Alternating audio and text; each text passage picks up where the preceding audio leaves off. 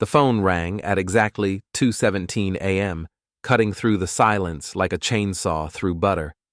I knew it was Kendra before I even looked at the screen. My wife had been working late at the tech firm again, the third time this week. Funny how her dedication to corporate excellence only seemed to strike after midnight. "Hey, baby." Her voice came through syrupy sweet, the kind of tone she used when she was lying through her perfectly veneered teeth. "Just wanted to let you know I'll be staying at the office tonight. This quarterly report is absolutely killing me." I sat up in our king-sized bed, the one we'd bought during happier times when I still believed her bullshit. Through the phone, I could hear something that definitely wasn't the hum of office fluorescents or the click of keyboard keys.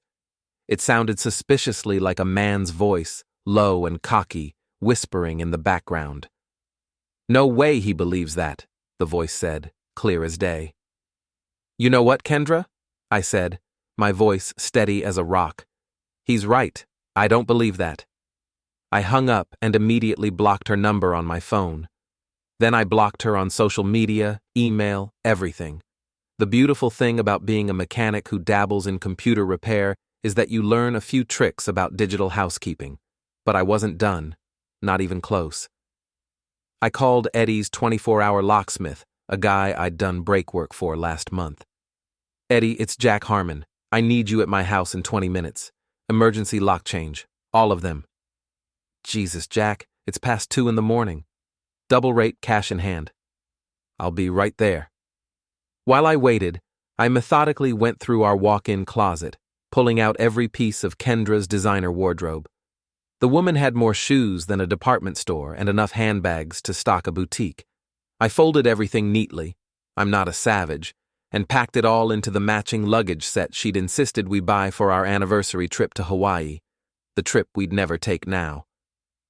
Eddie showed up in 18 minutes, looking like he'd rolled out of bed, which he probably had. "What's the story, Jack?" "Wife's been cheating. Don't want her getting back in to cause trouble." Eddie nodded like he'd heard it 1,000 times before.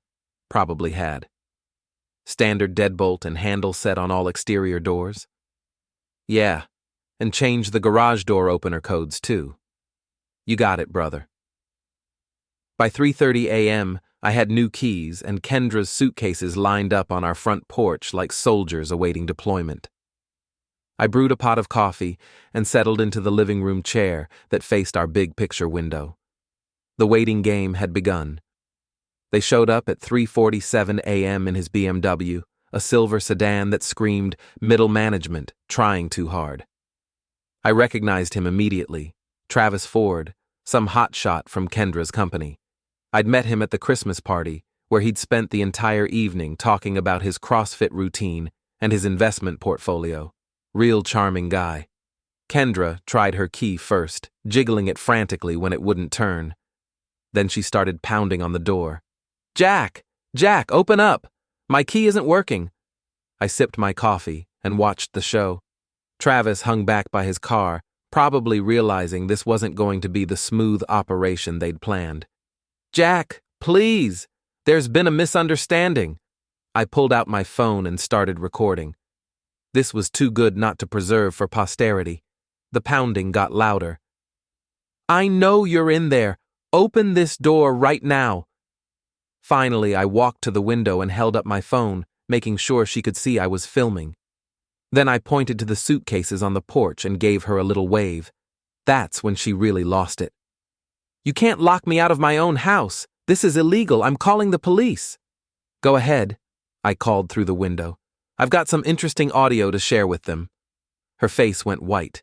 Travis started walking toward the door, probably thinking he could intimidate me, but I held up the phone again, and he stopped dead in his tracks. Kendra did call the police.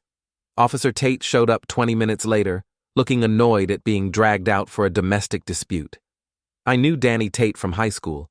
Nice guy, not the sharpest tool in the shed, but fair. I opened the door and stepped onto the porch, still in my pajamas but feeling more confident than I had in months. "Evening, Danny." "Jack, what's going on here?" "My wife's been having an affair. I have proof." I changed the locks and packed her things. She's free to take them and go. Kendra immediately launched into her victim routine. He's lying. He's having some kind of breakdown. I was working late and came home to find myself locked out. Working late, huh?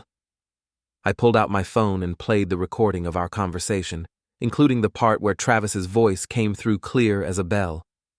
Danny listened, his expression getting more uncomfortable by the second. Ma'am, do you have somewhere else you can stay tonight? This is my house, too. Actually, I said, pulling out a folder I'd prepared, it's not. The house is in my name only. I inherited it from my grandfather. She's not on the deed, not on the mortgage. I've got all the paperwork right here. It was true. Grandpa Joe had left me the house when he died 5 years ago. Kendra had wanted to sell it and buy something more appropriate for our social status. But I'd refused. Now I was damn glad I had. Danny looked over the paperwork, then at Travis, who was still lurking by his car like a guilty teenager. Sir, what's your involvement here? Travis cleared his throat. I gave Kendra a ride home from work. At 4 a.m? We were working late. The lie hung in the air like a bad smell. Even Danny could see through it. Ma'am, you need to take your belongings and find somewhere else to stay tonight. You can sort out the legal stuff tomorrow.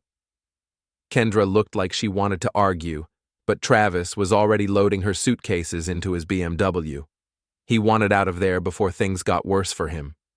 This isn't over, Jack, Kendra hissed as she got into the passenger seat. Yeah, it is, I said. Have a nice life. As they drove away, Danny shook his head. Sorry, man. That's rough. Thanks for handling it fairly. Just keep it civil, all right? Don't do anything stupid. I nodded, but inside I was already planning my next moves. Civil was off the table. Kendra had humiliated me, betrayed me, and tried to gaslight me into thinking I was crazy. She wanted to play games? Game on. At 6 a.m. sharp, I was at the courthouse when it opened, filing for divorce. By 7 a.m., I'd uploaded a copy of the phone recording to 3 different cloud storage accounts. By 8 a.m., I'd sent Kendra a single text from a new number. Trips canceled. Don't come back. Then I went to work like it was any other day. But it wasn't any other day. It was the first day of the rest of my life, and I was just getting started. Before we dive deeper into this story, I have one small request. Please subscribe, drop a like, comment, and hit that hype button to boost this channel so more people can discover these incredible Reddit stories. My auto repair shop sits on the edge of town like a faithful old dog. Not much to look at, but reliable as sunrise. I've been running Harmon's garage for 8 years, ever since I bought it from old Pete Kowalski when he retired. It's nothing fancy. 4 bays, a small office, and a waiting area with coffee that could strip paint. But it's mine. And more importantly, it's where I do my best thinking. The morning after the great lock change, I was elbow deep in the engine of Mrs. Patterson's Honda when my best friend Tommy Sullivan showed up with 2 cups of decent coffee and a shit-eating grin. Heard you had some excitement last night, Tommy said, settling his bulk against my workbench. Tommy's built like a refrigerator with arms, 6'4" and solid muscle from his days as a bouncer at the Rusty Wrench. These days he works construction, but he still helps out at the bar on weekends. News travels fast in this town. Danny Tate's wife is my cousin. She heard it on the scanner. Tommy handed me the coffee. So what's the plan? Plan? Come on, Jack. I've known you since 3rd grade. You don't just change locks and call it even. You're plotting something. He was right, of course. While I'd been working on Mrs. Patterson's transmission, my mind had been working on something else entirely. See, most people think mechanics are just grease monkeys who can fix cars. What they don't realize is that modern auto repair requires serious computer skills. Every car built after 2000 is basically a computer on wheels, and I've had to learn programming, networking, and digital diagnostics just to do my job. Those skills come in handy for other things, too. I might have done a little detective work. I admitted. What kind of detective work? I wiped my hands on a shop rag and led Tommy to my office. On my desk sat Kendra's laptop, the one she'd forgotten in her rush to pack up her affair supplies. She'd left it plugged in on the kitchen counter, probably figuring she'd grab it the next day when I'd come to my senses and let her back in. She left this behind. Finders keepers. Tommy's eyes lit up. Please tell me you found some good stuff. Better than good. Turns out my dear wife has been very busy. I opened the laptop and showed him what I'd discovered. Secret email account, private social media profiles, and get this, a burner phone app that she's been using to coordinate with Travis. The messages were a gold mine of betrayal. Not just the affair, which had been going on for 4 months, but detailed discussions about me. How boring I was, how beneath her I was, how she was only staying married for the financial security while she figured out her next move. But the real kicker was buried in a conversation from 2 weeks ago. Look at this, I said, scrolling to a particularly damning exchange. Travis, what if he finds out? Kendra, he won't, and if he does, I've got a backup plan. Travis, what kind of backup plan? Kendra, I've been documenting his anger issues, taking photos of bruises from when I bump into things, keeping a diary of his threatening behavior. If he tries to divorce me, I'll claim abuse and take him for everything. Tommy whistled low. Holy shit, Jack. She was setting you up. My hands were shaking as I scrolled through more messages. She'd been planning this for months, creating a false narrative of domestic violence to use against me if needed. There were photos of bruises on her arms and legs. Bruises I now realized were probably self-inflicted or from her gym workouts. There were diary entries describing incidents that had never happened, conversations we'd never had. She's been playing chess while I was playing checkers, I said. Not anymore, brother. Now you've got the playbook. I spent the rest of the morning copying everything to multiple drives and cloud accounts. Then I started phase 2 of my investigation, social media archaeology. Kendra thought she was clever with her privacy settings, but she'd made one crucial mistake. She'd linked all her accounts to the same recovery email, the secret one I now had access to. Within an hour, I had complete access to her Facebook, Instagram, Twitter, and LinkedIn profiles. The affair was documented in stunning detail. Not explicitly, she wasn't that stupid, but in 1,000 little ways. Photos from business dinners, where Travis was clearly visible in the background. Check-ins at restaurants and hotels on nights when she'd told me she was working late. Comments and likes that painted a clear picture of their relationship timeline. But the most interesting discovery was in her private messages with her best friend, Lindsay Chen. Lindsay was Kendra's partner in crime, the one who'd been covering for her and providing alibis. Their conversations revealed the full scope of the deception. Lindsay, he's getting suspicious. Maybe you should cool it for a while. Kendra, I'm not cooling anything. Jack's too stupid to figure it out, and even if he does, I've got insurance. Lindsay, the abuse thing? That's pretty hardcore, Kendra. Kendra, I'm not spending the rest of my life married to a grease monkey. Travis has real potential. He's getting promoted to regional manager next month. Lindsay, what about Jack's garage? That's got to be worth something. Kendra, the business is in his name, but the equipment loans are joint debt. If I play this right, I'll get half of everything and stick him with all the liabilities. I sat back in my chair, feeling like I'd been punched in the gut. This wasn't just an affair. It was a calculated dismantling of my entire life. Tommy read over my shoulder. Jesus, Jack, this is stone cold. Gets better, I said grimly. Look at this one from last week. Kendra, I'm thinking of making the move soon. Travis found us a place. Lindsay, you sure you want to burn it all down? Kendra, I'm 34 years old. I'm not getting any younger, and I'm tired of pretending to be happy with mediocre. Travis makes 3 times what Jack makes, and he's actually going somewhere in life. Lindsay, fair enough. Just make sure you get your ducks in a row first. Kendra, already done.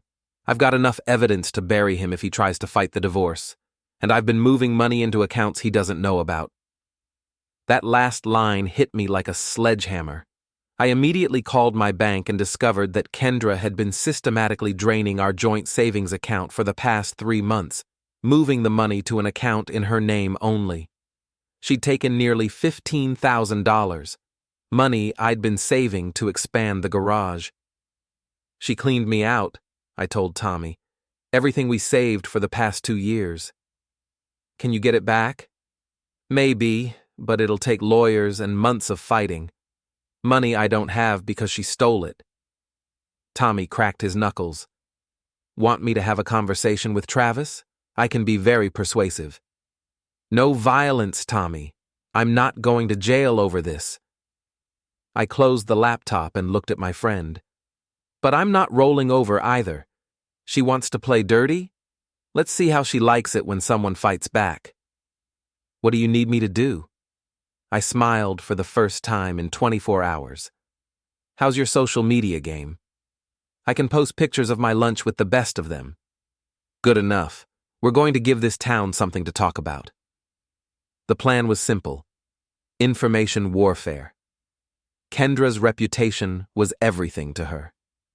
She'd built her entire identity around being the perfect corporate wife, the woman who'd married beneath her but was making the best of it. She was active in local charities, posted constantly about her professional achievements, and never missed an opportunity to humble brag about her lifestyle.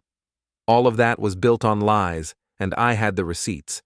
But I wasn't going to just dump everything online like some scorned teenager.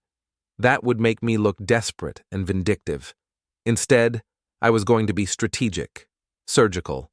I was going to let her hang herself with her own rope. First stop: the Rusty Wrench. The Rusty Wrench is the kind of bar where everybody knows your name, your business, and your drink order. It's been the unofficial town hall of our little corner of New England for 30 years, and if you want information to spread, it's the place to plant it. Tommy and I walked in around 6 p.m., right when the after-work crowd was settling in. The place was packed with familiar faces: guys from the construction crews, office workers from the tech companies, teachers from the high school, the perfect audience.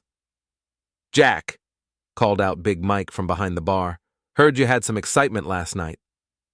"Nothing I couldn't handle," I said, sliding onto my usual stool. "2 beers," Tommy told Mike. "And maybe Jack here has a story to tell." I'd prepared for this moment.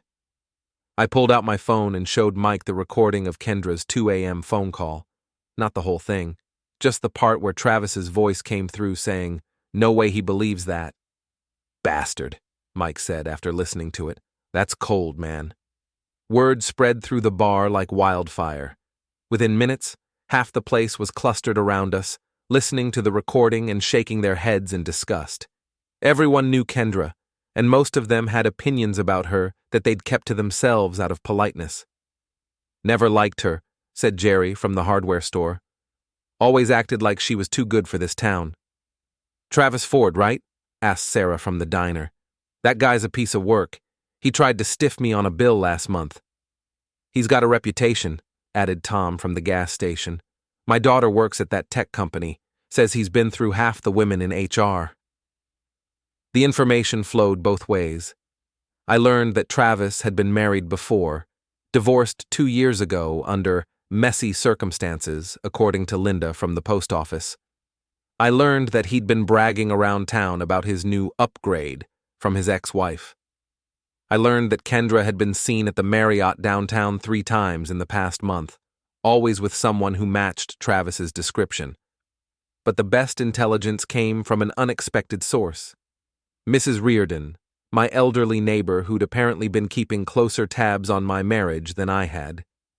She cornered me as I was leaving the bar. "Jack, dear, I hope you don't mind, but I've been a bit concerned about you lately." Mrs. Reardon was 83 years old and had lived next door to my grandfather for 40 years before I inherited the house. She was also the unofficial neighborhood watch coordinator and had a memory like a steel trap. Concerned how? Well, I couldn't help but notice that Kendra's been keeping some unusual hours lately. And there's been a silver car in your driveway several times when you weren't home. A silver car? BMW sedan. I wrote down the license plate number, just in case. She handed me a piece of paper with Travis's plate number written in her precise handwriting. I also took some pictures. You know how these young people are always saying to document everything. Mrs. Reardon had been conducting her own surveillance operation, complete with photographic evidence. The pictures on her phone showed Travis's car in my driveway on multiple occasions, along with timestamps proving that he'd been there when I was at work. Mrs. Reardon, you're a treasure. I never liked that girl, she said firmly. Too fancy for her own good. Your grandfather would have seen right through her. By the time I got home that night, I had enough ammunition to start a war, but I wasn't ready to fire all my weapons yet. I wanted to see what Kendra and Travis would do next, how they'd react to being exposed. I didn't have to wait long. My phone buzzed with a text from an unknown number. We need to talk. K. I smiled and typed back, No, we don't. Jack, please, I can explain everything. Already heard the explanation. You were working late, remember? I made a mistake. We can work through this. We? There is no we. There's you, there's Travis, and there's me getting on with my life. Don't be like this. I know you're hurt, but we can fix this. I screenshot the conversation and added it to my growing collection of evidence. Then I typed my final response. The only thing that needs fixing is your story. Might want to coordinate with your boyfriend before the next lie. Then I blocked that number too. But Kendra wasn't done trying. An hour later, Lindsay Chen showed up at my front door. Jack, can we talk? I looked at her through the window, but didn't open the door. About what? About Kendra. About fixing this mess. Nothing to fix. She made her choice. She's my best friend, Jack. I've known her since college. This isn't who she really is. I almost laughed. Lindsay had no idea I'd read every message they'd exchanged, knew exactly how involved she'd been in the deception. Actually, Lindsay, this is exactly who she is. And you helped her do it. Her face went pale. I don't know what you mean. Sure you do. The alibis, the cover stories, the advice on how to hide the affair. You were her accomplice. Jack, You what? You were just being a good friend? You were helping her destroy my marriage and steal my money, but it's okay because you're besties? Lindsay tried to recover. Look, I know you're angry, but Kendra really does love you. She just got confused. She got confused about which bank account to steal from, because she seemed pretty clear on that part. What are you talking about? I pulled out my phone and showed her the bank statements. $15,000 moved to an account I've never seen before. That's not confusion, Lindsay. That's theft. Lindsay stared at the screen, her mouth opening and closing like a fish. I didn't know about that. But you knew about the fake abuse diary, right? The staged photos? The backup plan to destroy me if I found out about the affair? Now she looked genuinely shocked. Abuse diary? Either Lindsay was a better actress than I thought, or Kendra had been keeping secrets from her too.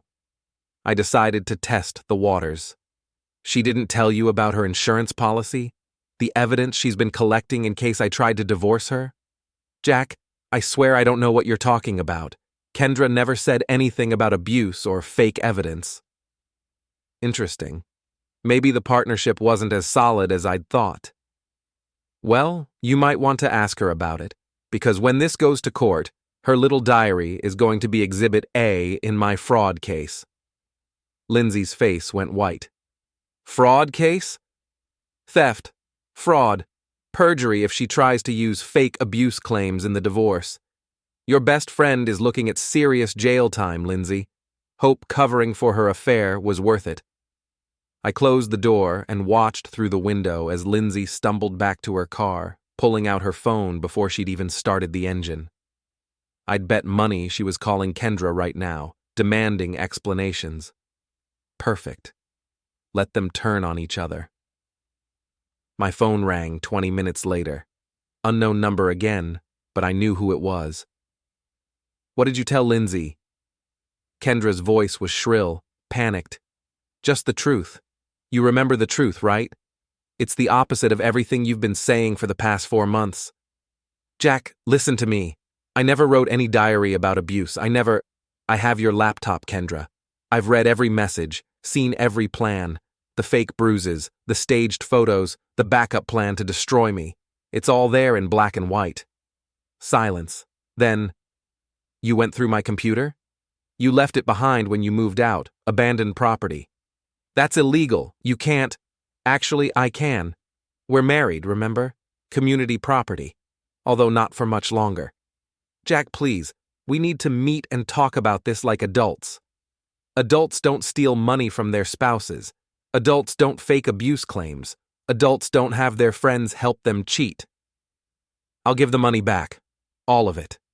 And I never filed any abuse claims. It was just in case things got ugly. Things are ugly, Kendra. They got ugly the moment you decided to screw Travis in our bed. Another silence. How did you... Mrs. Reardon has been very helpful. Pictures, license plates, timestamps. Your boyfriend's not as sneaky as he thinks. I could hear her crying now, but I felt nothing. No sympathy, no regret, just cold satisfaction. What do you want? She whispered. I want you to disappear. I want you to take your boyfriend and your stolen money and your fake victim routine and get out of my town. I want you to sign whatever divorce papers my lawyer puts in front of you and never contact me again. And if I do that, then maybe I don't share your private messages with your boss. Maybe I don't post your fake abuse diary on social media. Maybe I don't press charges for theft. You're blackmailing me. I'm giving you a choice. More than you gave me. The line went quiet for a long moment. When she spoke again, her voice was different, harder. You think you've won, but you haven't. I know things about you too, Jack. Things that could ruin your business. Such as? I know about the cash payments you take, the work you do off the books, the taxes you don't report. I laughed. You mean the $20 Mrs. Patterson slips me at Christmas? The free oil change I give Tommy for helping me move equipment? That's your big threat? The IRS might see it differently. Go ahead and call them. I keep meticulous records, and everything I do is legal, unlike stealing $15,000 from your husband. Another long silence. Then the line went dead. I poured myself a beer and sat on my front porch, looking out at the quiet street where I'd grown up. Mrs. Reardon's house was dark, but I could see her living room curtains twitch slightly, still keeping watch. My phone buzzed with a text from Tommy. How'd it go with Lindsay? Better than expected. I think we're about to see some cracks in their alliance. Good. What's next? I smiled and typed back, time to take the show public. The next morning brought the kind of autumn weather that makes you remember why you love New England. Crisp air, blue skies, and leaves so bright they hurt your eyes. I was feeling pretty good as I opened up the garage, right up until I saw Travis Ford's BMW parked across the street. He was sitting behind the wheel, engine running, watching me like some kind of discount private investigator. When he saw me looking, he got out of the car and started walking over. Travis was one of those guys who spent more on his haircut than I spent on groceries. Everything about him screamed, trying too hard. The designer jeans, the expensive sneakers, the gym membership he definitely wanted you to know about. He was handsome in a generic way, like he'd been assembled from a catalog of successful young professional parts. Jack, right? He said, extending his hand like we were meeting at a networking event. I'm Travis. I think we need to talk. I looked at his outstretched hand but didn't take it. About what? About this situation. About finding a mature way to handle things. Mature? I wiped my hands on a shop rag, taking my time. You mean like screwing another man's wife is mature? Or lying about it is mature? His smile faltered a little. Look, I know you're upset. Upset? I laughed. Travis, I'm not upset. Upset is when someone cuts you off in traffic. This is something else entirely. Kendra told me about your conversation last night. The threats, the blackmail. Blackmail? I stepped closer to him, close enough to smell his expensive cologne. I offered her a choice. That's not blackmail. That's mercy. Travis tried to look intimidating, puffing out his chest like a rooster. She also told me about your anger issues, the violence. What violence? The bruises, Jack, the threats, the way you control her. I stared at him for a long moment, then started laughing, really laughing, the kind of belly laugh that brings tears to your eyes. Oh man, I said, wiping my eyes. She actually told you that story? The fake abuse diary? The staged photos? His face went pale. What are you talking about? You don't know, do you? Your girlfriend didn't mention that little detail when she was recruiting you to threaten me. I don't know what you mean. I pulled out my phone and showed him the screenshots from Kendra's laptop. The messages about creating fake evidence, the photos of self-inflicted bruises, the detailed plans to frame me for domestic violence. Travis read in silence, his face getting whiter with each message. When he finished, he looked like he might throw up. She told me you were abusive. She showed me the bruises. Those bruises were fake, Travis. She gave them to herself so she could use them against me in the divorce, and you just threatened me based on lies she told you.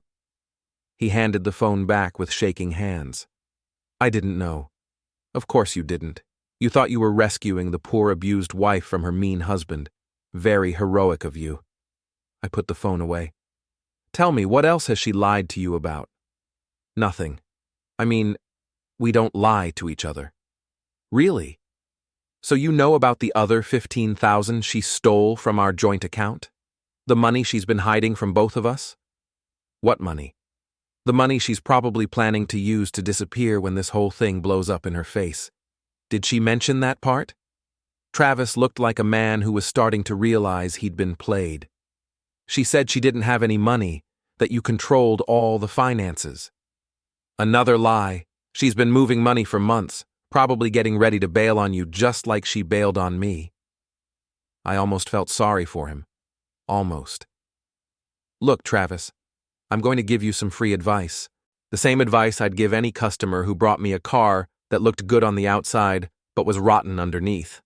Cut your losses and walk away. It's not that simple. Sure it is. She's a liar and a thief. You're just the latest guy she's using to get what she wants. When something better comes along, she'll throw you away too.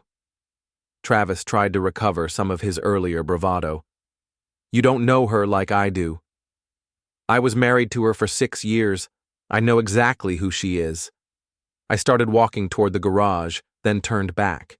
But hey, if you want to find out the hard way, that's your choice. Just remember this conversation when she's spending your money with the next guy. He stood there for a moment, looking lost. Then he got back in his BMW and drove away. I figured that would be the end of it for the day, but I was wrong. Around noon, Lindsay Chen showed up at the garage, looking like she hadn't slept in a week. Jack, we need to talk. Busy day for heart-to-heart conversations, I said, not looking up from the engine I was working on. What do you want, Lindsay? I want to know what the hell is going on. Kendra called me last night, crying and screaming about fake diaries and theft charges. Then Travis called me this morning asking if I knew about some missing money. Sounds like your friends are having communication problems. Cut the crap, Jack. I read those messages you showed Travis, the ones about faking abuse. Kendra swears she never wrote them. I wiped my hands and looked at her. She's lying. How do I know you didn't fake them? Photoshop them or something? Because I'm a mechanic, not a computer wizard, and because you can verify them yourself. What do you mean? The messages are still on her laptop, the one she conveniently forgot when she moved out. You want to see for yourself? Be my guest. Lindsay's face went through a series of expressions: doubt, fear, anger, and finally, resignation. She really wrote those things? Every word, along with detailed plans on how to destroy my life if I found out about the affair. Jesus. Lindsay sat down heavily on a nearby stool. I knew she was unhappy, but I never thought, fake abuse claims? That's insane. That's your best friend. She wasn't always like this. Lindsay looked up at me with tears in her eyes. In college, she was different, kinder, more honest. People change. I helped her lie to you. I covered for her, made excuses, provided alibis. I'm as guilty as she is. I studied her face, looking for signs of deception. But Lindsay looked genuinely broken, like someone who'd just discovered their hero had feet of clay. Why? I asked. Because she was my friend. Because she said she was unhappy and needed space to figure things out. Because she made it sound like you two were already over and she was just waiting for the right time to leave. And you believed that? I wanted to believe it. It was easier than admitting my best friend was a cheater and a liar. Lindsay pulled out her phone and started scrolling through messages. Look at this. This is what she was telling me. She showed me a conversation from 2 months ago. Kendra, Jack and I are basically roommates at this point. We haven't been happy for years. Lindsay, so why not just get divorced? Kendra, it's complicated. Financial stuff, the house, his business. I need to be smart about this. Lindsay, smart how? Kendra, I need to make sure I don't get screwed over. Jack's not as dumb as he looks. She made it sound like you were the problem, Lindsay said, like you were controlling and manipulative and she was trapped. Classic cheater playbook. Rewrite history to justify the betrayal. I'm such an idiot. Yeah, you are, but at least you're an idiot who's willing to admit it. Lindsay looked up at me, hope flickering in her eyes. Is there any way to fix this, to make things right? Between me and Kendra? No, that's done. I meant between me and you, and me and my conscience. I thought about it. Lindsay had helped Kendra cheat, but she'd been lied to as well. She was a victim of Kendra's manipulation, even if she'd also been an accomplice. You want to make things right? Yes. Then help me make sure everyone knows the truth. Help me make sure she can't do this to anyone else. What do you mean? It's time to stop letting Kendra control the narrative. It's time for the truth to come out. Lindsay nodded slowly. What do you need me to do? For starters, you can tell me everything you know about her and Travis. How long it's been going on, where they go, what they've been planning. I don't know about any plans. Lindsay. I gave her a hard look. If you want to make this right, no more lies. No more covering. Everything. She took a deep breath. The affair started 4 months ago. They met at a company retreat in Boston. Travis was going through his divorce and Kendra she was complaining about you. What kind of complaints? The usual stuff. You didn't make enough money, you weren't ambitious enough, you were holding her back from the life she wanted. Uh-huh. What else? They've been meeting at the Marriott downtown twice a week, Tuesdays and Thursdays usually. Travis pays for the room. How romantic. What about the money she stole? I didn't know about that until you mentioned it, but... Lindsay hesitated. But what? Last month, she asked me about offshore banking, said she was thinking about opening an investment account, but wanted to keep it private. Offshore banking? Jesus, how much money are we talking about? I don't know. She didn't give me details. My mind was racing. 15,000 was bad enough, but if Kendra was looking into offshore accounts, she might have stolen a lot more than I realized. Anything else?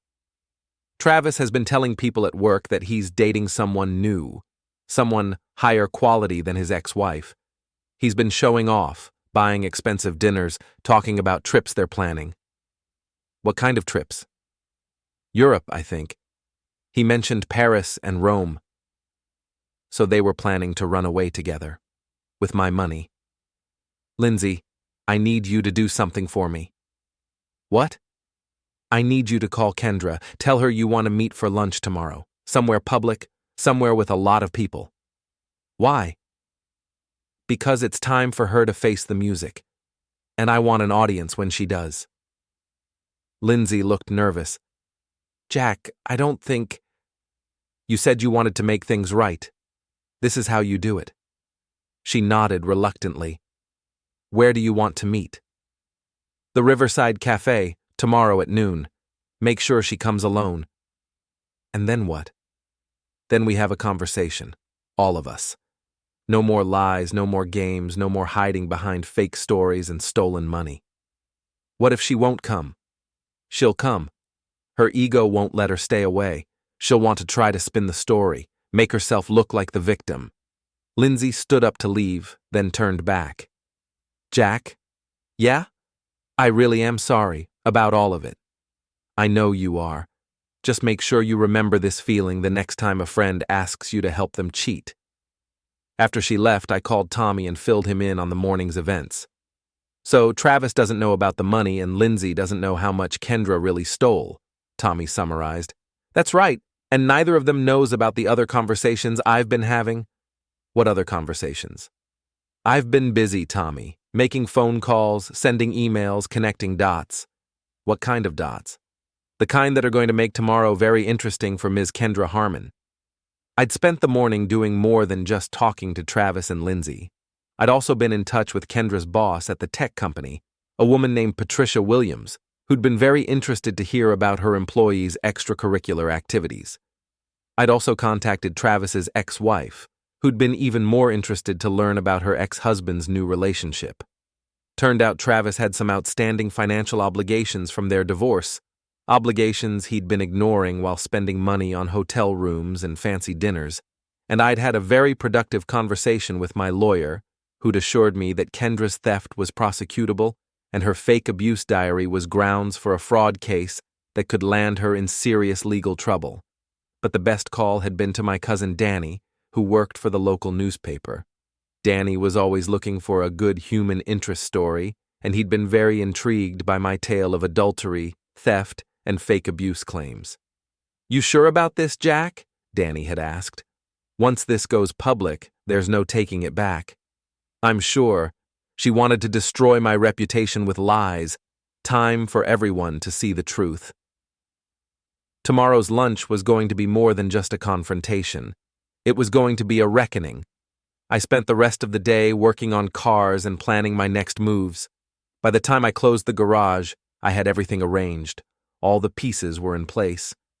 Kendra thought she was playing chess, but she'd been playing checkers all along. Tomorrow, she was going to find out what it felt like to be on the receiving end of a real strategy. My phone buzzed with a text from Lindsay. She agreed to meet. Noon tomorrow at Riverside Cafe. She sounded suspicious, but said she'd be there. I smiled and typed back, Perfect. See you tomorrow. Then I sent a few more texts, making sure all my other guests would be there too. It was going to be quite a lunch. The Riverside Cafe sits right in the heart of our town's little downtown district, with big windows that face Main Street and outdoor seating that's perfect for people watching. It's the kind of place where everyone goes to see and be seen, which made it perfect for what I had planned. I arrived 15 minutes early and took a table near the window where I could watch the street. Tommy showed up right on time, sliding into the chair across from me with a grim smile. You sure about this, Jack? Never been more sure of anything in my life. And all the other players are going to show? They'll be here. Trust me. Lindsay arrived first, looking nervous as hell. She kept checking her phone and glancing around like she expected trouble. When she saw me, she walked over reluctantly. Jack, I'm having second thoughts about this. Too late for second thoughts. Sit down. She sat, fidgeting with her purse. What if this goes badly? It's going to go badly for someone. Question is, do you want it to be you or Kendra? Before she could answer, Kendra walked through the door. She looked perfect, as always. Designer blouse, expensive handbag, hair and makeup flawless. But I could see the tension around her eyes, the way she held herself like she was ready to fight or flee. She spotted our table and walked over. her heels clicking on the hardwood floor like a countdown timer. "Jack?" She nodded at me, then at Tommy. I don't remember inviting him to this conversation. "It's a public place, Kendra. Anyone can sit anywhere they want." She took the remaining chair, setting her purse down like she was claiming territory. "So what's this about? Lindsay said you wanted to talk." "I do want to talk, about a lot of things." "Such as?" "Such as the $15,000 you stole from our joint account." Her face went pale, but she recovered quickly. "I didn't steal anything. That money was as much mine as yours." "Really? So you told me about moving it to a private account? We discussed it like a married couple making financial decisions together?" "I don't have to justify my financial decisions to you." "Actually, you do. We're still married, which means that was theft. Grand larceny, to be specific." Kendra's lawyer instincts kicked in. "You can't prove I intended to permanently deprive you of that money. I could have been planning to move it back." "To an offshore account? Because that's what you asked Lindsay about, right?" Lindsay shifted uncomfortably in her seat.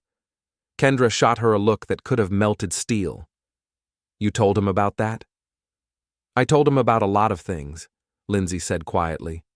"About the lies you told me, about the fake stories you made up about Jack being abusive." "Those weren't fake." "Yes, they were." I pulled out my phone and placed it on the table. "I have all your messages, Kendra. The planning, the fake photos, the diary you were keeping with made-up incidents. All of it. You had no right to go through my computer. I had every right. Community property, remember? The same law you were planning to use to steal half my business." The conversation was getting heated, and I could see other diners starting to pay attention. "Perfect." "You want to do this here?" Kendra hissed. "In public?" "I think the public has a right to know what kind of person you really are." That's when Travis walked in. He looked around the cafe, spotted our table, and headed over with the kind of swagger that suggested he thought he was riding to the rescue. "There a problem here?" he asked, putting his hand on Kendra's shoulder. "No problem," I said, "just having a conversation about theft and fraud." "Jack's trying to intimidate me," Kendra told Travis, "making threats, spreading lies." Travis puffed up like an angry bird. "Maybe you should back off, Jack." "Or what? You'll threaten me again based on more lies she tells you?" "What lies?" I looked at Kendra. "You didn't tell him about our conversation yesterday? About how those abuse stories you fed him were complete fiction?" Travis looked confused. "What's he talking about, Kendra?" "Nothing. He's just trying to cause trouble." "She made up the whole thing, Travis. The bruises, the threats, the abuse, all of it was fake. She created it to use against me in the divorce." "That's not true." "It's completely true. I showed you the messages yesterday, remember? The detailed plans, the staged photos, the backup strategy to destroy me if I found out about the affair." Travis's face went through a series of expressions as he remembered our conversation. "Kendra, is that true?" "Of course not. He's lying." "Then explain this." I held up my phone, showing the message thread where she'd discussed creating fake evidence. "Explain these messages you sent to Lindsay about documenting my anger issues and taking photos of bruises you gave yourself." The cafe had gone quiet. Everyone was listening now, and Kendra was starting to realize she was trapped. "Those messages are taken out of context." "What context makes faking abuse claims acceptable?" That's when Patricia Williams walked in. Kendra's boss was a sharp-looking woman in her 50s who'd built her career in tech by being smarter and tougher than everyone around her. When she spotted our table, she walked over with the kind of purposeful stride that meant business. "Ms. Harmon," she said, stopping next to our table. "I think we need to talk." Kendra's face went white. "Patricia? What are you doing here?" "I received some very interesting information yesterday about your use of company resources for personal matters." "I don't know what you mean." "I mean the company laptop you used to coordinate your affair, the company credit card you used for hotel rooms, the company time you spent on personal phone calls and meetings. Travis tried to step in. Now, wait a minute. Mr. Ford, Patricia said, turning to him. You're next on my list. Using company facilities for personal relationships is a violation of our ethics policy. So is sleeping with a married coworker. The whole cafe was watching now, like we were putting on a dinner theater show. Kendra looked like she wanted to crawl under the table.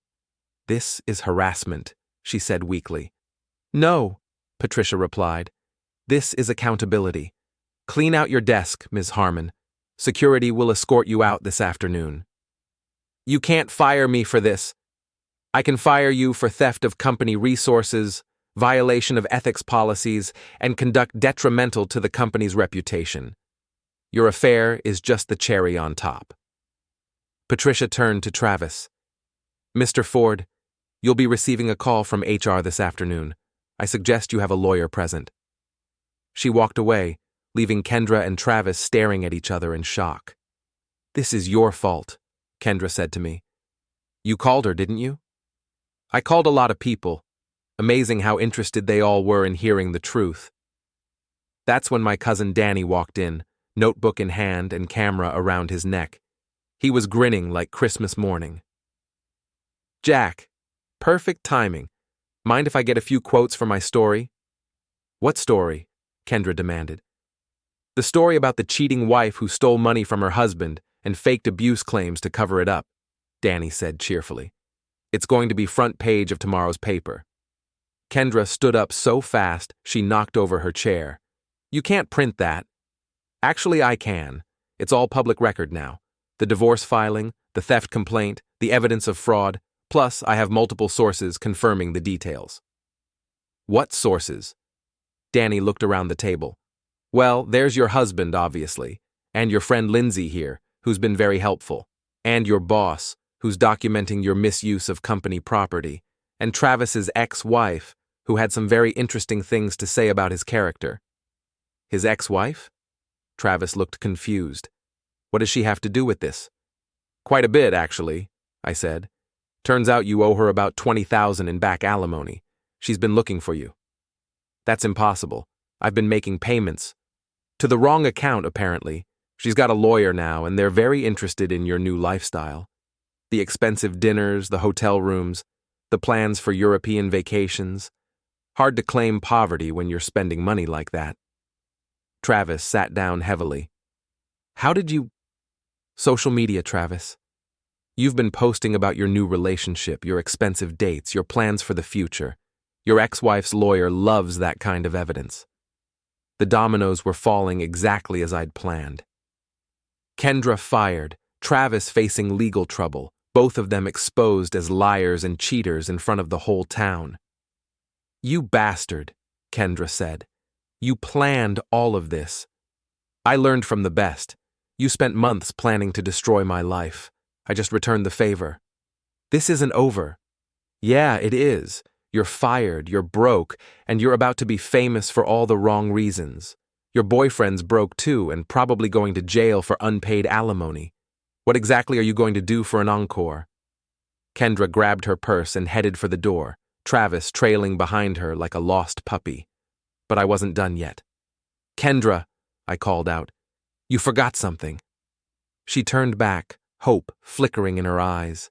Maybe she thought I was going to show mercy, call off the dogs, let her salvage something from the wreckage. Instead, I held up a set of keys. Your house keys. You won't be needing them anymore.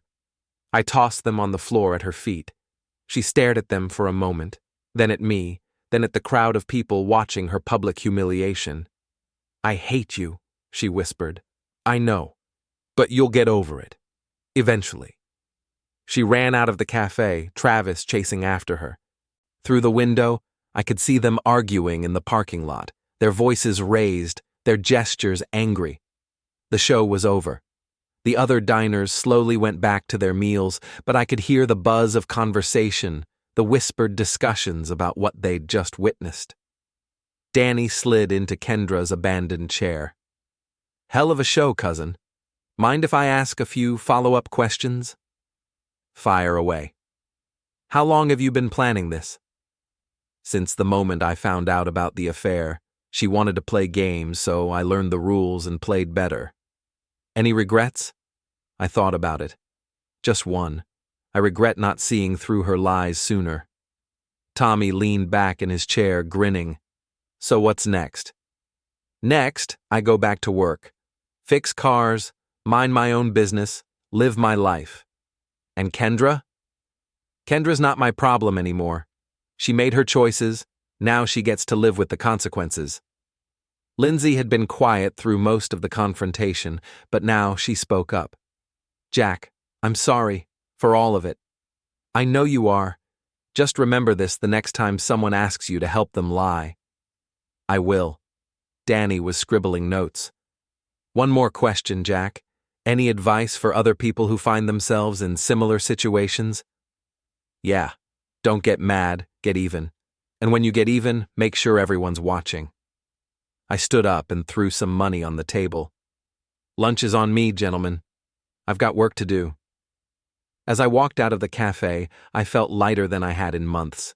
The weight of betrayal, of lies, of stolen money and fake abuse claims, all of it was gone. Kendra had tried to destroy me, but she'd only succeeded in destroying herself. My phone buzzed with a text from an unknown number. Probably Kendra, trying to negotiate or threaten or beg.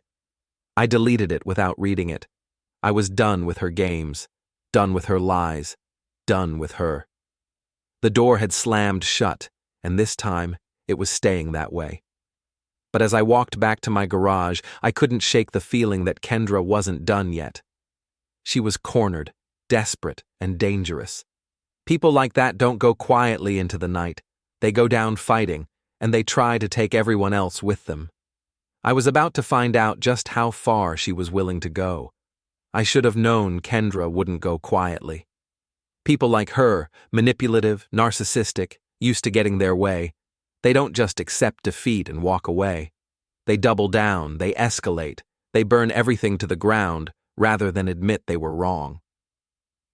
The first sign of trouble came that evening when I got home from the garage.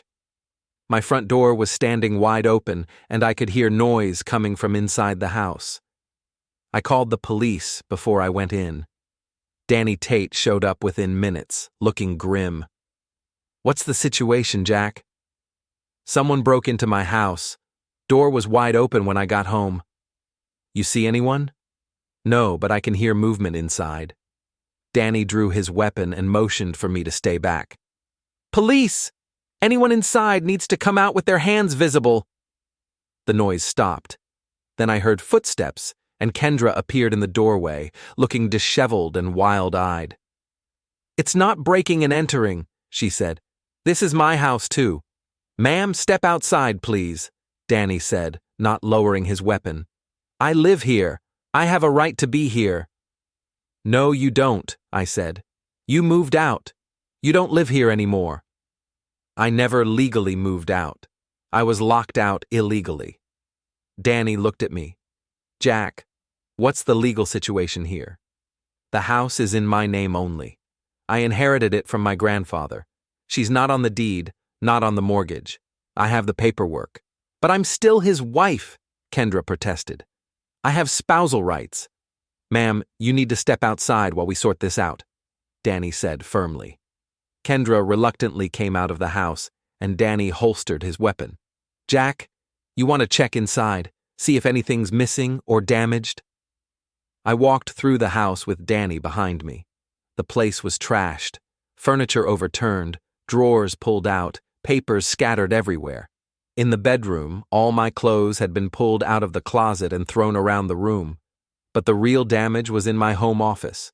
My computer was smashed, the monitor cracked, the hard drive pulled out and destroyed. My filing cabinets had been ransacked, papers strewn everywhere. Jesus, Danny muttered. She really did a number on the place. She was looking for something, I said. Probably trying to destroy evidence or find something she could use against me. We went back outside, where Kendra was sitting in Danny's patrol car, still protesting her innocence. Ma'am, I need to ask you some questions, Danny said. I don't have to answer anything. I want a lawyer. That's your right. But I'm placing you under arrest for breaking and entering and destruction of property. You can't arrest me. This is my house. No, ma'am, it's not. And even if it was, you can't destroy property in a fit of rage. As Danny put Kendra in the back of his patrol car, she looked at me through the window with pure hatred. This isn't over, Jack, she mouthed. I watched them drive away, then went back inside to assess the damage. Most of it was just mess, clothes and papers that could be picked up and put back. But the computer was a total loss, along with several family photos that had been torn up and scattered around. I was still cleaning up when Tommy arrived with beer and pizza. Heard about the break-in, he said, looking around at the chaos. She really went nuclear, huh? She was looking for something, probably hoping to find the evidence I have on her, or something she could use to hurt me. Did she find anything? Nothing that matters. I keep all the important stuff in cloud storage and safety deposit boxes.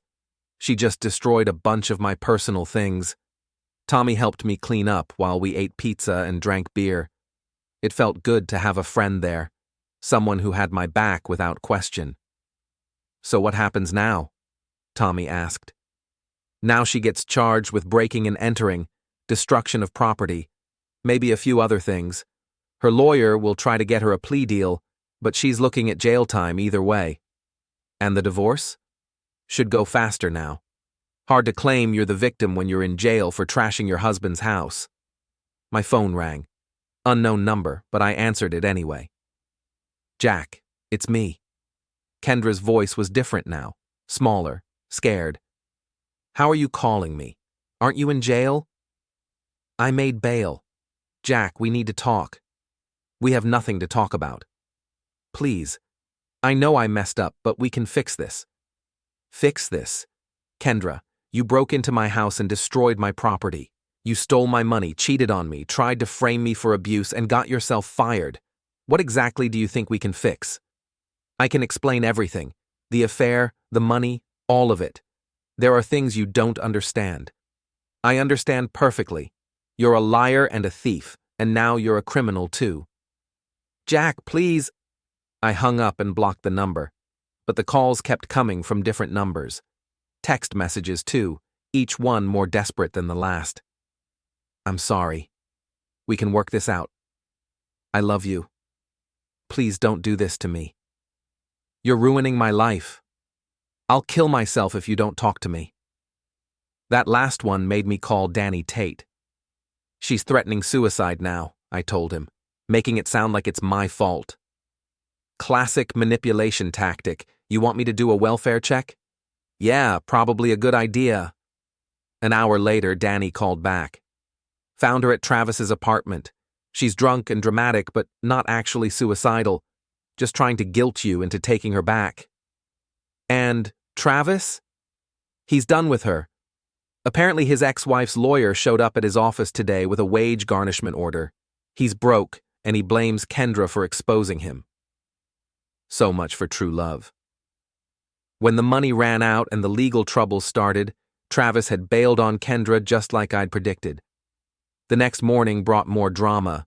I was opening up the garage when a black sedan pulled up and two people got out, a man and a woman in expensive suits, both carrying briefcases. Jack Harmon? The woman asked. That's me. I'm Sarah Mitchell, and this is David Chen. We're attorneys representing Kendra Harmon in her divorce proceedings. She hired lawyers? With what money? Mr. Harmon, we'd like to discuss a settlement that would be beneficial to both parties. I'm listening. Sarah Mitchell opened her briefcase and pulled out a folder. Our client is prepared to waive all claims to your business and personal property in exchange for a lump sum payment of $50,000. I laughed. $50,000? She stole $15,000 from me, trashed my house, and now she wants $50,000 more? Tell your client to go to hell. Mr. Harmon, I understand you're angry, but angry doesn't begin to cover it. Your client is a thief and a liar who tried to destroy my life. The only settlement I'm interested in is one where she pays me back every penny she stole and covers the damage to my property. David Chen spoke up. We should mention that our client has some information that could be damaging to your reputation if this case goes to trial. What kind of information? Financial irregularities in your business. Cash payments that may not have been properly reported to the IRS. I stared at him. Are you threatening me? We're simply pointing out that a public trial would be expensive and potentially embarrassing for both parties. Let me make something clear, I said, stepping closer to both lawyers. Your client is a criminal who's facing jail time for breaking and entering. She's a documented liar who faked abuse claims and stole money from her husband. If she wants to go to trial and air all her dirty laundry in public, I'm more than happy to accommodate her. Sarah Mitchell tried a different approach. Mr. Harmon, surely we can reach some kind of agreement. Here's my agreement. She pays back every penny she stole, covers the damage to my house, and signs whatever divorce papers I put in front of her. In exchange, I won't press for additional damages or pursue criminal charges for the theft. That's hardly reasonable. It's more reasonable than she deserves. Now get off my property before I call the police and report you for harassment. The lawyers exchanged glances, then packed up their briefcases. We'll be in touch, Sarah Mitchell said. No, you won't. Any further communication goes through my lawyer. After they left, I called my own attorney, a guy named Bill Morrison who'd handled my grandfather's estate and knew all the details of my situation. They're fishing, Jack, Bill told me after I described the meeting. They know she's in a weak position, so they're trying to find leverage. What about their threats about financial irregularities? Bullshit. I've reviewed your books. Everything's clean and properly documented. They're hoping you'll panic and pay them to go away. Not happening. Good. Let them take this to trial. With her criminal charges and the evidence of theft and fraud, no judge is going to be sympathetic to her claims. That afternoon brought another surprise visitor. Travis Ford, looking like he'd aged 10 years in the past week.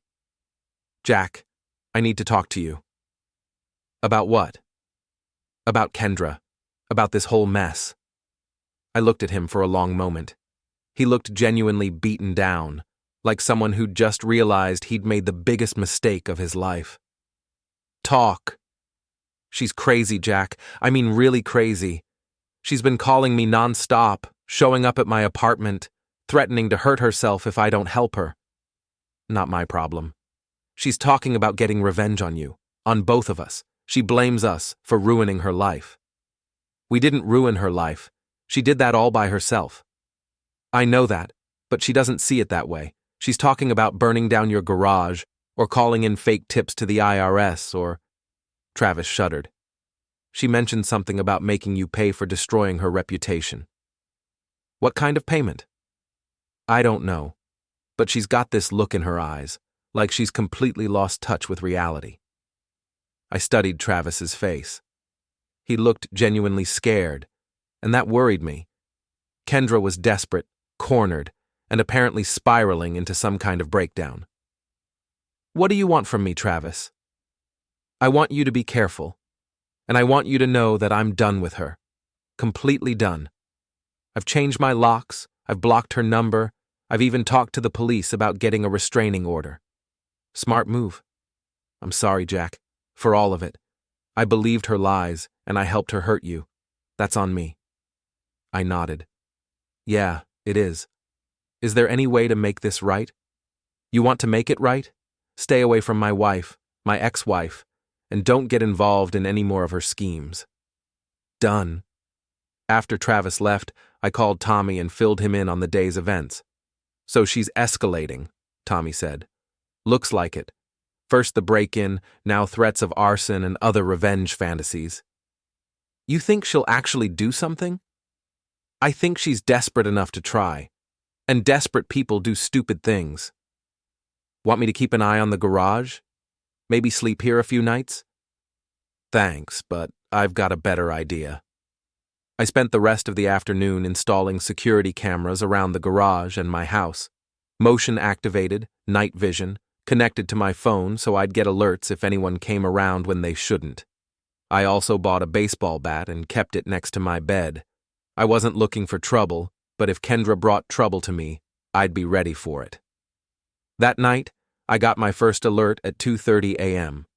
Someone was in the parking lot of my garage, moving around near the building. I grabbed the bat and drove over there, calling Danny Tate on the way. "Jack, what's the situation?" "Someone's at my garage. Could be Kendra, could be someone else. Can you meet me there?" "On my way." When I pulled into the parking lot, I could see a figure near the back of the building, hunched over something. As my headlights hit them, they stood up and ran. It was Kendra. She sprinted across the parking lot and disappeared into the woods behind the garage. I didn't chase her. That's what the police were for. Danny arrived 5 minutes later, and we walked around the building with flashlights to see what she'd been doing. "Jesus Christ," Danny muttered when we found it. She'd poured gasoline around the back door of the garage and along the wall. If I hadn't shown up when I did, she would have burned the place down. "That's attempted arson," Danny said. "Felony charges. Can you catch her?" "I'll try, but she's probably long gone by now. I'll put out a bolo alert, check her known associates." "What about Travis's place?" "I'll send a unit over there." They found her at Travis's apartment building, sitting in her car in the parking lot, reeking of gasoline and muttering to herself. When they arrested her, she didn't resist. She just kept saying, "He ruined everything. He ruined everything." This time, there was no bail. Attempted arson was serious business, especially combined with her previous charges. Kendra was going to jail, and she was going to stay there for a while. I went back home and tried to sleep, but my mind was racing. It was over. Finally, completely over. Kendra had pushed things too far, crossed a line she couldn't uncross. But as I lay in bed, staring at the ceiling, I couldn't shake the feeling that this wasn't the end. It was just the beginning of the end. Kendra was in jail, but she still had lawyers. She still had friends who might believe her version of events.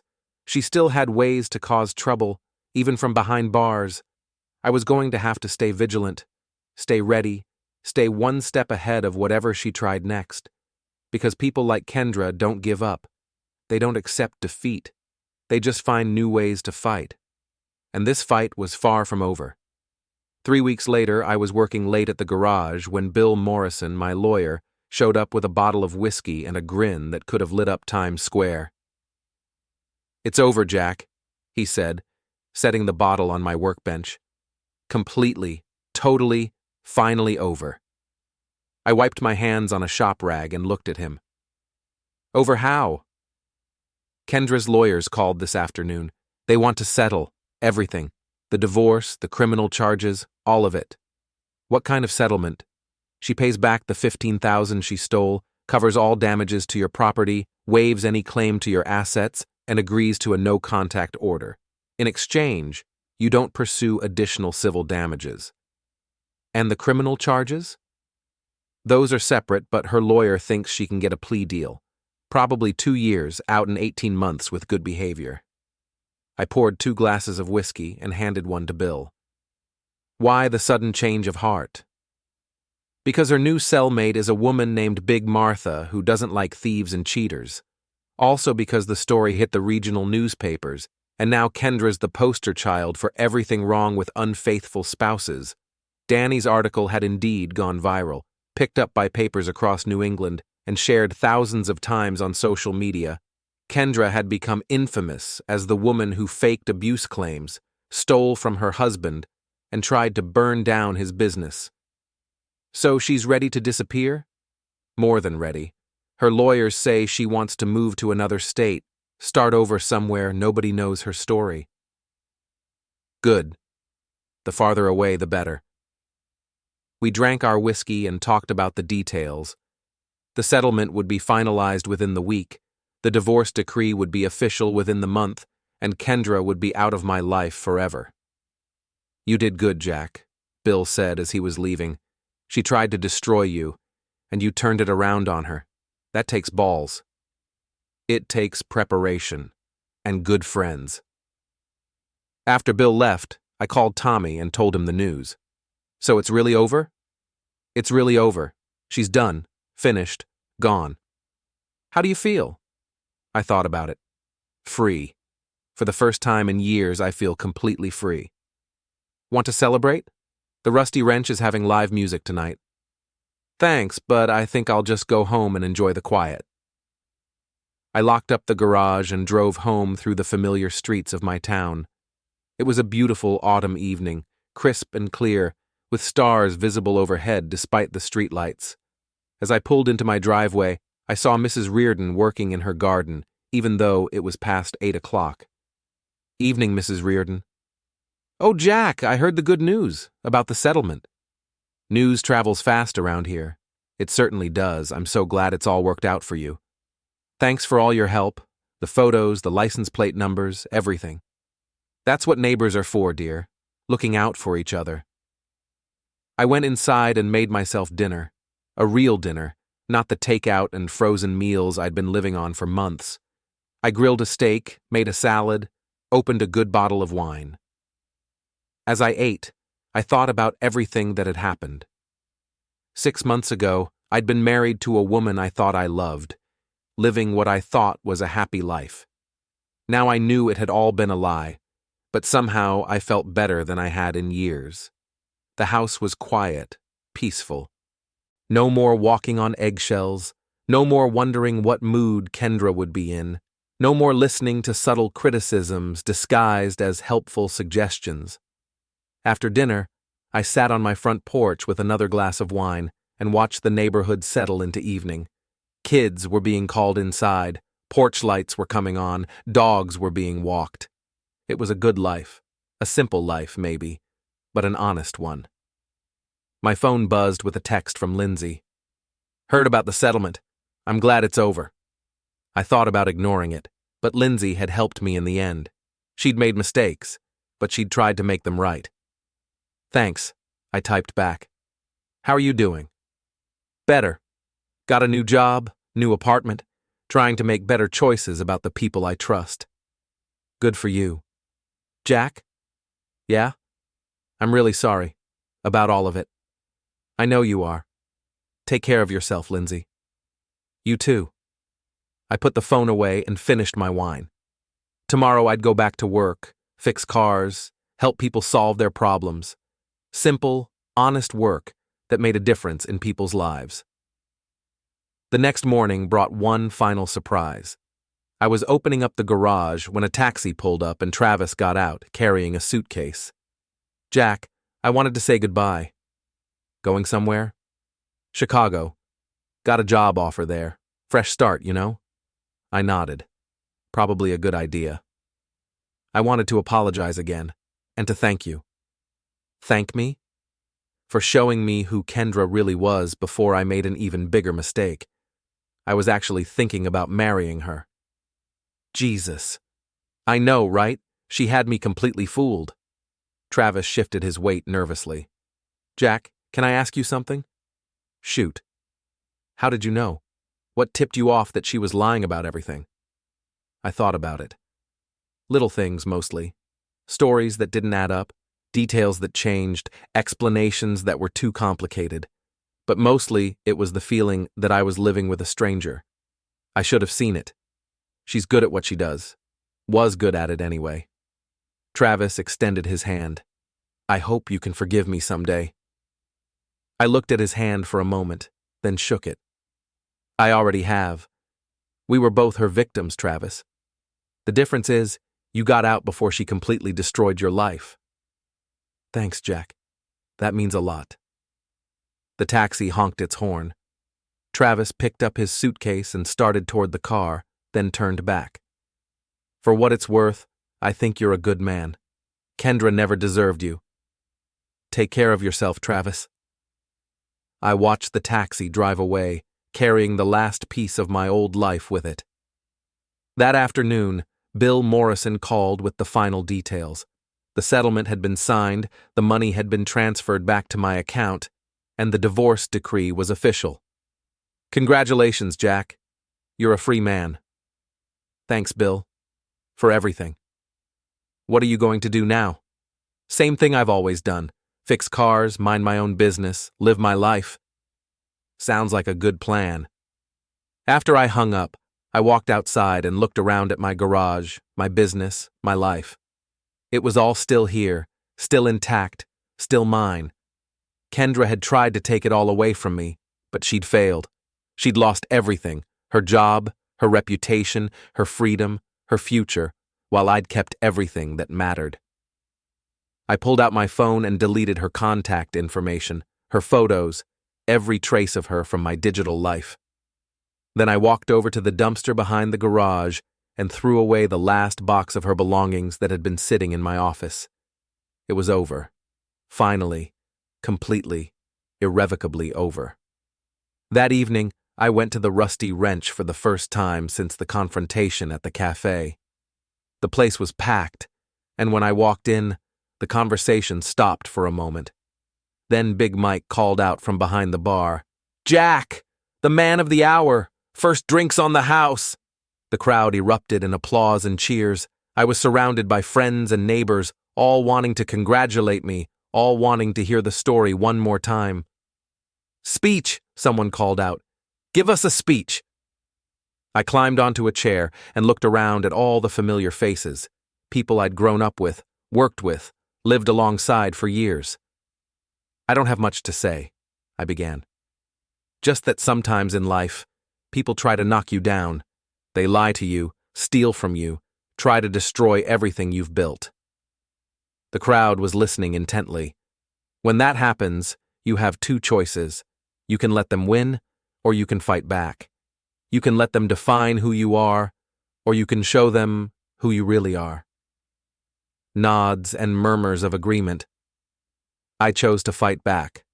Not with violence, not with lies, but with truth. With evidence. With the support of good friends and neighbors who had my back when things got tough. More applause. Kendra thought she could lock me out of my own life. Turns out, I had the keys all along. The crowd cheered. "Doors slammed, honey," I said, raising my beer. "Good luck finding another one open." The place erupted. People bought me drinks, told me stories about their own experiences with cheating spouses and lying partners, thanked me for showing them that it was possible to fight back and win. I stayed until closing time, surrounded by friends, feeling more connected to my community than I had in years. As I walked home through the quiet streets, I thought about Kendra sitting in her jail cell, probably still believing she was the victim, still planning her next move, still convinced that the world owed her something. But that was her problem now, not mine. I was free. Free from her lies, her manipulation, her endless drama. Free to live my life on my own terms, to make my own choices, to surround myself with honest people who cared about me. The night air was cool and clean, filled with the scent of autumn leaves and wood smoke from neighborhood fireplaces. I could hear the distant sound of traffic on the highway, carrying people to and from their own lives, their own stories, their own struggles and triumphs. When I reached my house, I stood on the front porch for a moment, looking up at the stars. Somewhere out there, Kendra was probably lying awake in her cell, plotting revenge, planning her comeback, refusing to accept that she'd lost. But I wasn't worried about her anymore. She'd shown me the worst she could do, and I'd survived it. More than survived, I'd won. I unlocked my front door and stepped inside. The house was quiet, peaceful, mine. I poured myself one last drink and sat in my grandfather's old chair, the one Kendra had always hated, the one she'd wanted me to throw away and replace with something more stylish. "Thanks, Grandpa Joe," I said to the empty room, "for the house, for the lessons, for showing me what it means to be a man who stands his ground." I finished my drink and went to bed, sleeping better than I had in months.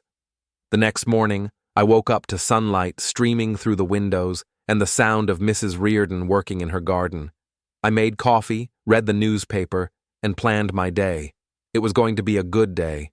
They were all going to be good days from now on.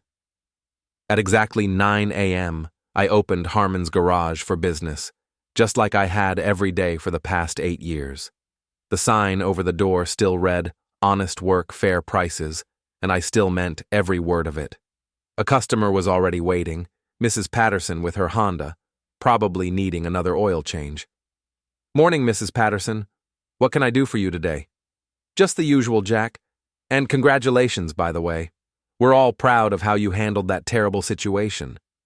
"Thanks, Mrs. Patterson. That means a lot." As I worked on her car, I thought about the future. Maybe I'd expand the garage, hire another mechanic, take on more business. Maybe I'd travel, see some of the world I'd never had time to explore. Maybe I'd even date again someday, when I was ready to trust someone new. But all of that could wait. For now, it was enough to be free, to be honest, to be surrounded by good people who had my back. The door to my old life had slammed shut, but the door to my new life was wide open.